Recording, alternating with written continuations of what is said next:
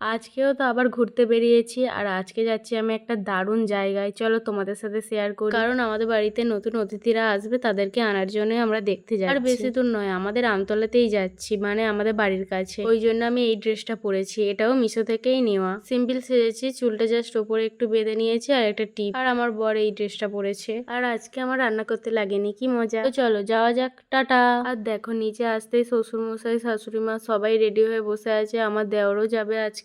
কি করতে যাচ্ছি সেটা আমি তোমাদের বলেই দিই। এই দেখো, এই হচ্ছে আমাদের মন্দির বাড়ির ভেতরে, আর এই মন্দিরের জন্য ঠাকুর আনতে যাচ্ছি। দুটো ঠাকুর আনবে, একটা রাধাকৃষ্ণ আর একটা শিব পার্বতী। আর আমাদের অটোও চলে এসেছে, অনেক তো মজাও হচ্ছে, কত মজা হবে। আর আমাদের অটোও ছেড়ে দিয়েছে, দেখো কত মজার ঠাকুর কিনতে যাচ্ছি আমরা। কিন্তু এখানে এসে দেখি দোকানটাই বন্ধ। আগে থাকতে ফোন করে দেওয়া হয়নি, ওই জন্য এসে দেখি দোকানটা বন্ধ। তারপর লোকেশন পাঠালো, দোকানওয়ালার নাম্বারে ফোন করে লোকেশন পাঠিয়েছে। এই লোকেশন দেখে এসেছি। দেখো ঠাকুরগুলো কত সুন্দর, কিন্তু এখানে ঠাকুর পছন্দ হয়নি। আবার অটোতে উঠেছি, আবার গাব্বেরে একটা দোকান আছে, সেই দোকানটাতে গিয়েছি আমরা সবাই। দেখো কত সুন্দর মহাদেব আর পার্বতী, কিন্তু এটাও পছন্দ হয়নি। এই ঠাকুরের থেকে আরো একটা ঠাকুর ভালো দেখে চাই। ওরা সবাই বললো অন্য জায়গা থেকে ঠাকুর নেবে, আর আমিও আইসক্রিম খেয়ে সবাই আইসক্রিম খেয়ে বাড়ি চলে এসেছি।